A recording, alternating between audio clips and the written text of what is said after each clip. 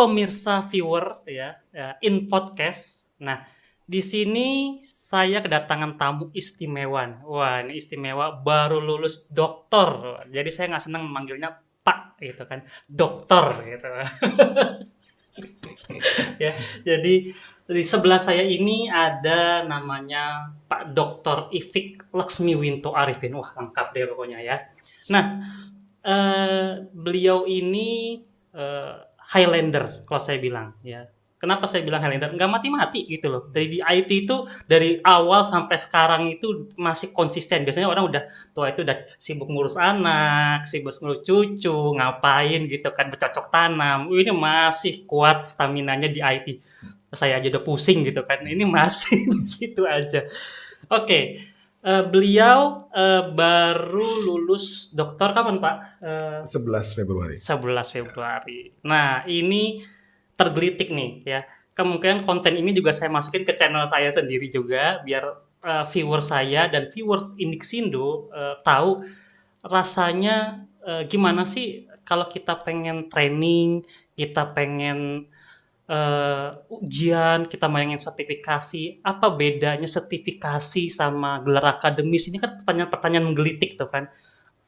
Saya mau S1 komputer apa CCNA dulu nih? Saya mau belajar kursus dulu di Indixindo atau tadi kuliah dulu nih. Nah, ini kita bisa korek-korek ilmunya dari orang yang sudah berapa tahun Pak? Malang melintang. Malang melintang di 30 tahun 30 tahun ya. Indixindo 30 tahun lebih nih udah ibaratnya enggak pengalaman nggak bohong lah ya. Pengalaman itu pasti nggak bohong. Udah makan asam garam gitu. Saya masih asamnya doang gitu kan. Kita Tinggal garamnya. Oke. Saya pengen nanya dulu. Pak Ifik ini S1-nya apa ya Pak? Oke. Jadi dulu saya sekolah di Jerman ya, matematika. Kemudian S2-nya di informatika, teknik informatik. Pertama saya tertarik dengan hardware karena hardware itu kan canggih gitu ya. Tapi kemudian teman-teman saya bilang jangan di hardware, ambil spesialisasi di software karena nanti masa depannya itu software akan lebih dominan ketimbang hardware. Jadi saya switch ke database. Itu kenapa tuh? Siapa yang menyarankan? Dapat bisikan dari mana itu? Teman-teman yang sekolah di sana, gitu, orang-orang Jerman itu. Nah, jadi saya ikuti. Jadi setelah saya sarjana muda S1 dan S2-nya saya ambil database management. Jadi saya bikin tesis juga di database system gitu ya. Pada saat itu. Kemudian saya balik ke Indonesia, saya kerja di IPTN Industri Pesawat Terbang yang bikin itu burung-burung CN235 ya, sama helikopternya banyak. Waduh, jadi berarti selintingannya Pak almarhum Habibie berarti ya. Iya. Karena beliau juga kita kan panutannya mesti ada gitu ya. Dan memang di IPTN banyak alumni Jerman gitu ya. Nah, setelah itu saya pindah ke bank di software untuk perbankan, aplikasi perbankan cukup lama juga. Di situ dengan mainframe saya pertama kali berurusan dengan mainframe di situ. Walaupun dulu kita pakai mesin di sekolah itu Siemens BS2000 itu juga kelasnya sebenarnya udah mainframe juga, tapi kita mungkin mini ya, kita sebut sebagai mini. Nggak segede IBM gitu ya. Nah, setelah di perbankan itu saya pindah ke perakitan komputer. PC. Mulai kan PC IBM kompatibel segala macam. Bahkan bos saya waktu itu almarhum Profesor siapa Menteri PU dulu, saya lupa namanya. Oh, masih kecil kayaknya Pak. Masih kecil. Purnomosidi, Profesor Purnomosidi almarhum. Jadi beliau itu merakit komputer dari Jepang. Dan kemudian saya ikut masuk di situ, kemudian ikut mengembangkan aplikasi waktu itu dalam COBOL gitu ya. Pernah dengar COBOL ya? Pernah. COBOL, Fortran, aduh itu bahasa-bahasa. Iya. Bahasa-bahasa yang berbakala itu, bahasa-bahasa berbakala. Kemudian Unix juga ada di situ. Saya mulai berkenalan dengan Unix. Kemudian saya mulai juga mengembangkan aplikasi-aplikasi kayak keimigrasian. Jadi kalau penumpang asing datang, dia dicatat itu di mana, dicek blacklistnya gitu, dia masuk blacklist apa enggak, Database-nya gitu database. ya. Kita istilahnya itu cegah Cekal. tangkal ya. Jadi itu kita yang bikin dulu zaman dulu ya.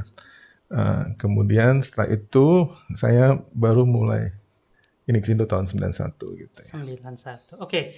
Nah, dari background-nya Pak Ifik ini matematika. Matematika ini membantu nggak sih masuk terjun di dunia komputer ini? Logika ya, Logika. penting. Tapi sebetulnya ketekunan sih yang lebih bunyi gitu ya. Jadi walaupun basic kita bukan matematika, tapi kalau kita tekun, saya rasa nggak ada masalah gitu ya. Ya, nah ini viewer, kita tahu bahwa banyak orang sempat nanya juga ke saya gitu, bahwa Mas Rahman, saya ini bukan orang komputer, cuman di-assign oleh manajer saya di komputer. Ini apa nih, saya mau gimana gitu. Jadi sebenarnya menurut Pak Ifik, yang penting Anda tuh hard work, kerja keras gitu ya. Tekun. Jadi matematika itu hanya pelicin gitu kan ya, ibaratnya kalau bisa matematika lebih bagus lagi. Cuman kalau kitanya nggak tekun, ketinggalan lah ya. Jadi bakat itu kalau nggak ada kerja keras ketinggalan lah gitu. Gitu ya Pak ya. Betul. Karena pada prinsipnya ilmu komputer itu sama ya.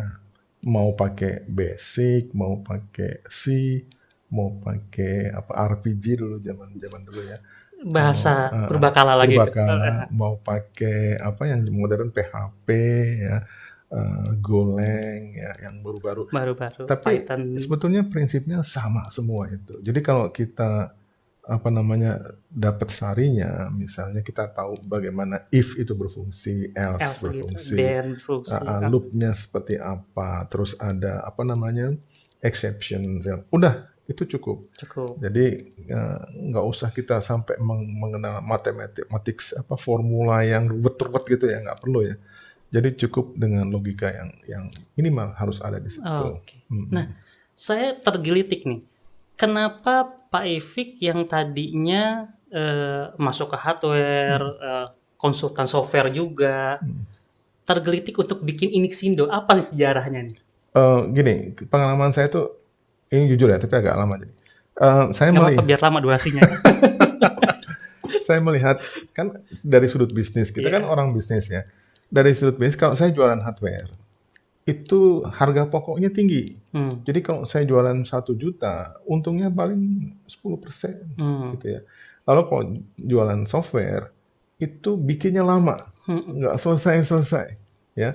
Jadi ada kata udah selesai, ternyata belum selesai karena ada aja yang harus dibetulkan. Jadi kalau ada proyek software 1 tahun, itu bukan 1 tahun, itu bisa 3 tahun. Karena nanti berentetan dan kita punya kewajiban sampai terus ke sana ya. Manage service lah ya. Manage service. Jadi menurut saya, apalagi kalau kita bicara SDM ya, kita punya project software, ada SDM. Kemudian ada SDM yang pegang kunci-kunci itu. Ya. Begitu dia keluar, kita gelepar-gelepar gitu. Jadi menurut saya ini proyek software emang duitnya besar, marginnya besar, tapi masalahnya juga besar. Gitu. Nah, high risk high return ya. Nah, akhirnya saya melirik ke hardware kan, hardware juga begitu. Terus terakhir training itu karena memang orang banyak butuh pengetahuan untuk memaintain sistem yang dibuat, kan itu investasinya besar. Kalau nggak ada yang maintain, siapa yang mau gitu. Kita lagi anak-anak operasi, kita lagi anak-anak kerja, tiba-tiba rusak itunya, mesinnya atau apa. Nah, karena itu butuh training, dan butuh training itu harga pokoknya hampir nggak ada, iya kan? Harga pokoknya nggak ada. Kita nggak perlu punya gudang untuk nyimpan barang. Gitu ya. Kalau jualan hardware kan mesti punya gudang. Iya. Benar. Dan SDM-nya itu cuma 1, instruktur. Kalau di software banyak gitu. Ada sistem analis, ada programmer, ada designer, ada UI UX gitu yang kayak ibu yang lagi duduk di situ ya. Jadi banyak ininya, elemen-elemennya banyak. Kalau training nggak terlalu banyak gitu. Jadi kemungkinan kuncinya ada di instruktur, di materi, kalau materinya bagus ya. Kemudian di pelayanan, kalau pelayanannya bagus, itu udah memenuhi syarat semua gitu. Jadi begitu kisahnya berdirinya Inixindo 30 tahun yang lalu. Ini termasuk saya ini banyak belajar dari Pak Ifik karena biasanya orang-orang teknis itu ngertinya teknis, tapi yang ini bisnisnya otak bisnisnya jalan. Ya, kalau kita Orang-orang ya kita coba deh teknis ya gimana cara benerinnya, gimana cara setting. Kalau Pak Ifik ini teknisnya dapat, otak bisnisnya dapat gitu. Ini orang Padang sejati, orang Minang. Saya nggak mau disebut Padang itu nggak mau Minangnya ya, keluar. orang Minang gitu. Orang Minang tuh begitu. Gitu. Bisnisnya jalan gitu. Nah itu, nah tadi saya tergelitik juga tentang ketika Pak Ifik bilang SDM gitu kan. Nah banyak orang yang bilang sekarang di medsos-medsos gitu, udahlah nggak usah kuliah gitu kan, sertifikasi aja. Nah menurut Pak Ifik yang sudah malang melintang di dunia IT ini, seberapa pentingnya sertifikasi dan gelar akademis? Iya. Monggo. Jadi menurut saya ada yang formal, ada yang tidak formal ya. Jadi basic tentu ada, S1 minimal ada ya. Jadi S1 itu modal, karena di mana-mana basic salary kita tuh base-nya dari lu S1, S2, S3 gitu kan. Itu basicnya dari situ. Nah, tapi yang menentukan bahwa kita bisa kerja atau tidak itu adalah pendalaman dari apa yang kita kerjakan. Jadi carilah training yang bisa membantu pekerjaan sehari-hari, pertama itu ya. Yang kedua, kalau kita sekolah itu kurikulumnya berubahnya apa? Bisa 3 tahun, bisa 5 tahun. Bayangin masih ada sekolah yang kurikulumnya pakai Pascal. Pascal Iya. itu Ya saya pernah ngajar Pascal juga. Dulu banget ya. dulu. Jadi nggak bisa cepat berubah ya. Jadi orangnya lulus tapi ilmunya udah nggak dibutuhkan lagi. Nah itu butuh training di situ. Jadi kita training, mengupdate orang-orang itu dengan teknologi yang baru sehingga di tempat kerja mereka bisa diterima oleh industri gitu ya. Jadi saling inilah melengkapi. Kan sekarang ada SKPI ya. SKPI ya. Pendamping ijazah. Jadi kita nggak cuma punya ijazah resmi formal, tapi juga ada sertifikasi yang bisa diakui industri, ya. Diakui industri itu penting. Diakui industri penting. Apalagi kalau diakui ASEAN gitu ya, kelasnya internasional. Itu ada gitu. Nah, itu paling tidak sebagai barang bukti bahwa kita kompeten untuk melakukan pekerjaan yang dimaksud gitu. Oke.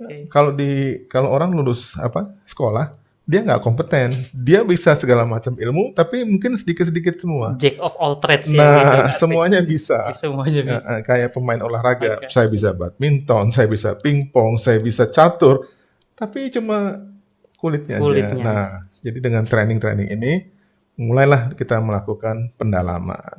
Gitu. Ya, jadi begitu. Inixindo ini bergerak di bidang sertifikasi terutama. Yeah. Jadi untuk memperkaya SDM di Indonesia terutama supaya menjawab kebutuhan kerja yang dimana tadi yang saya dengar dari Pak Ifik, akademisi itu agak kaku gitu ya, nggak fleksibel. Nah begitu, nah ini yang ditangkap lagi ini apa namanya bisnisnya di sini nih, ibaratnya peluang bisnisnya di sini.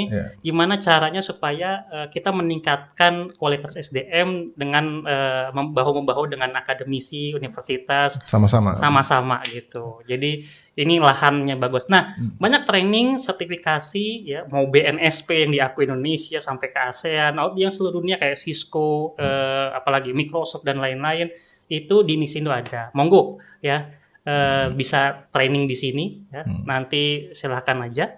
Nah, ngomong-ngomong tentang komputer nih. Pak Ifik ini S1 matematik, S2-nya mulai ke informatika, nyasar ke teknologi pendidikan. Nah, kenapa bisa ke situ gitu? Saya kira teknologi pendidikan, ada teknologi. Begitu saya baca, mana IT-nya? Nggak ada ya. Nah, alasan Pak Ifik itu doktor di teknologi pendidikan, apa korelasinya dengan training ini? Saya berpikir yang sama juga awalnya pada saat sebenarnya saya diajak. Di UNJ itu tenaga IT murid yang basicnya IT masih sedikit. Jadi cobalah kita untuk menyeimbangkan antara teknologi pendidikan dan IT ya gitu. Jadi pada saat masuk, rupanya yang dimaksud dengan teknologi pendidikan itu adalah teknologi yang bisa membantu kita belajar, mempermudah kita belajar sehingga kita bisa lebih cepat mendapatkan hasil belajar yang ditargetkan gitu ya. Contohnya apa? Misalnya kita membuat Excel gitu ya, itu udah masuk kategori teknologi ya. Membuat animasi yang membuat si orang yang nonton itu jadi lebih paham. Itu teknologi juga ya. Jadi teknologi itu bentuknya bisa sederhana dan bisa juga akhirnya sampai ke IT yang artificial intelligence gitu ya. Machine learning. Nah, masuk ke sana. Jadi menurut saya memang pengertian teknologi pendidikan itu adalah sebetulnya memfasilitasi orang-orang itu dengan teknologi agar bisa belajar dengan nyaman. Gitu. Termasuk ruangannya ya. Nanti mungkin penilaian sekarang kita bisa face recognition kan? Kita bisa memonitor orang ini belajar serius apa enggak dari bentuk wajahnya. Sehingga nanti ada mesin yang memberikan evaluasi. Oh ini orang-orangnya antusias. Oh ini motivasinya bagus. Oh ini orangnya males. Oh ini dia tidur melulu. Jadi itu teknologi yang membantu si dosen atau pengajar ya untuk melihat tren dari kelasnya sendiri gitu. Itu juga membantu. Tapi di lain sisi juga sebenarnya yang simpel-simpel juga banyak ya. Kalau pendidikan jarak jauh gitu ya, kita mikir jarak jauh gimana? Rupanya bisa pakai pos ya, dikirim pakai pos ya, pakai sepeda, naik sepeda. Nggak, kalau ada daerah yang nggak punya internet gimana coba? Pastinya. Masa mereka nggak kehilangan kesempatan untuk belajar pendidikan gitu nggak kan? Nah jadi kayak gitu deh. Iya. Jadi dengan adanya teknologi pendidikan membantu accelerate learning gitu ya. Nah, ini yang jadi mungkin keunggulan gitu dari Inixindo dengan pimpinannya yang sudah doktor di teknologi pendidikan mencoba menerapkan gimana caranya orang-orang yang training di Inixindo itu puas gitu dengan kualitas hasil belajar, kualitas materi gitu kan. Apalagi Kak, sudah kapan Pak ISO 9001-nya nih? Akhir tahun 2020 ya. Kita udah mendapatkan sertifikasi ISO. Jadi sebenarnya udah cukup kuat lah untuk bilang kita ini well structured gitu ya. Service kita juga bagus gitu. Tapi Pak Rahman, yang penting juga ya, kenapa kita harus training di tempat yang betul gitu ya? Pertama adalah tentunya hasil belajar itu sesuai dengan yang kita jabarkan di silabus ya. Kita tidak mengajari cara membuat semua fitur. Misalnya kita bikin Excel. Excel itu fiturnya ribuan ya. Tapi apa kita perlu semuanya harus kita kuasai sampai baru boleh mulai mempraktekkan Excel? Kan enggak. Jadi kita belajar on demand, jadi mana yang dibutuhkan sekali dalam pekerjaan, itu yang kita pelajari. Nah, Inixindo berusaha seperti itu. Nah, akselerasi ini, itulah yang mahal sebetulnya. Karena setiap orang, menurut saya, siapapun dia, bisa belajar sendiri, Pak Rahmat. Di rumah bisa belajar, beli buku, beli apa, belajar sendiri, belajar mandiri, bisa. Tapi ya pertanyaannya, berapa lama? Gitu. Berapa lama guys? Berapa lama? Ada yang bisa sebulan, ada yang 2 bulan, padahal si kantornya butuh cepet. Gitu. Nah, kecepatan inilah yang kita jembatani sehingga kalau ada customization dari perusahaan, kita bisa mereka butuh apa aja ini lalu kita siapkan trainingnya. Jadi sesuai dengan apa yang dibutuhkan. Nah, itu yang susah, Pak Rahman. Oke. Ya, nah Pak Hefik itu punya ide brilian menurut saya, yaitu bagaimana menciptakan suatu materi yang dibutuhkan oleh customer, oleh klien. Nah, salah satu produknya itu jadi disertasi, ya. Yaitu RBX ya, Ruang Belajar Inixindo. Monggo Pak jelaskan untuk khalayak apa itu RBX, kenapa kita perlu RBX? Ya, karena zaman sekarang ini kita nggak bisa belajar tatap muka 100% udah nggak bisa. Udah pandemi gini, mudah-mudahan cepat berakhir lah ya. Amin. Tapi ini jadi mengakselerasi juga bahwa sekarang ini kita bisa mix gitu ya antara tatap muka dengan e-learning, dengan virtual pakai Zoom gitu ya. Ada beberapa kelemahan. Kalau tatap muka itu mungkin optimal, tapi effortnya juga tinggi. Kita harus di kelas, kita harus datang ya. Ada biaya transport, ada biaya segala macam ya. Tapi kalau di virtual itu biayanya lebih murah. Cuma kalau virtual yang kita kita ngajar orang tidur juga bisa, gitu. Orangnya entah kemana gitu. Orangnya mic-nya mati, mic-nya mati. Dia pasang, dia kadang-kadang yang dipasang bukan foto, video. Jadi seakan-akan dia bergerak gitu, padahal dia tidur. Itu terjadi. Jadi, nah sekarang bagaimana kita mengendalikan atau mengontrol atau meminimasi hal-hal seperti ini. Nah itu muncullah RBX itu. RBX itu kita masukkan unsur kolaboratif di situ, di mana kita harus bekerja sama dengan teman, walaupun virtual, dipaksa kerjasama, dipaksa diskusi, sehingga menghasilkan satu pendapat yang ini merupakan nanti hasil belajar yang optimal gitu. Jadi nggak mungkin lah kalau mereka diskusi berdua gitu, yang satu tidur, yang satu ngomong, nggak mungkin kan? Yang satu paling nggak mesti dengerin gitu ya. Nah jadi kita bagi dalam breakout room, dua orang gitu. Dan di Zoom itu kita bisa punya 50 lebih breakout room. Jadi kita bisa punya 100 peserta dalam satu sesi. Itu ini ya, secara limitasi teknologinya ada di situ.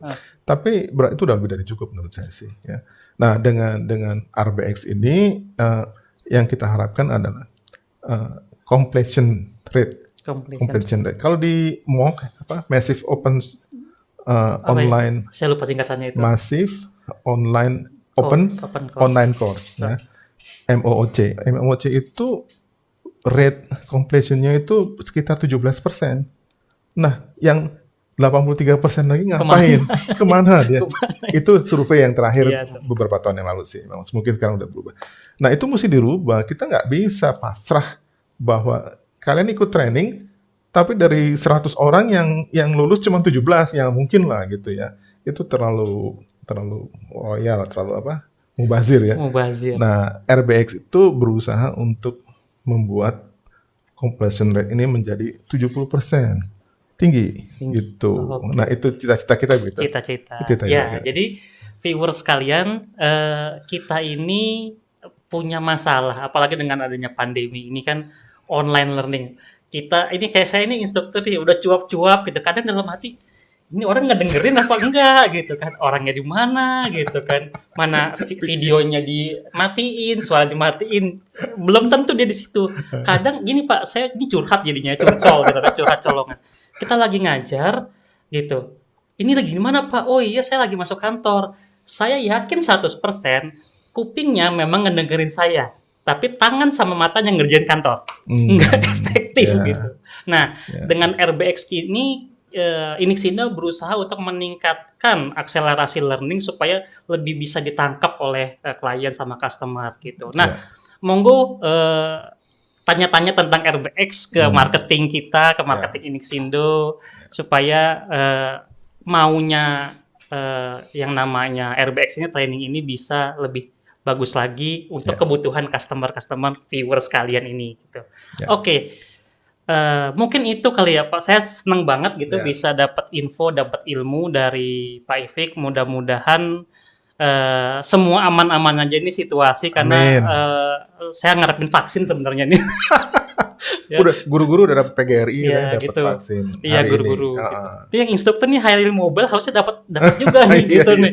Saya udah mulai was-was nih kalau harus ke kantor gitu. Oke. Ya, mudah-mudahan situasi kedepannya aman. Inixindo mulai banyak lagi. Ya sebenarnya udah banyak nih sekarang, tapi dengan RBX ini saya yakin instruktur akan kelimpungan karena banyaknya job yang masuk jadinya. Ya. Tapi itu demi kebaikan kita bersama, demi kemajuan kita bersama. Oke, mungkin itu saja dari saya. Terima kasih buat Pak Ifik, capek-capek keliling-keliling abis toga-togaan ya, sampai ke sini, sampai keringetan gitu, demi wawancara, demi podcast gitu. Apresiasi sekali. Oke, terima kasih untuk viewers sekalian. Mudah-mudahan ilmunya berguna, wawancara kita berguna. Salam kompeten.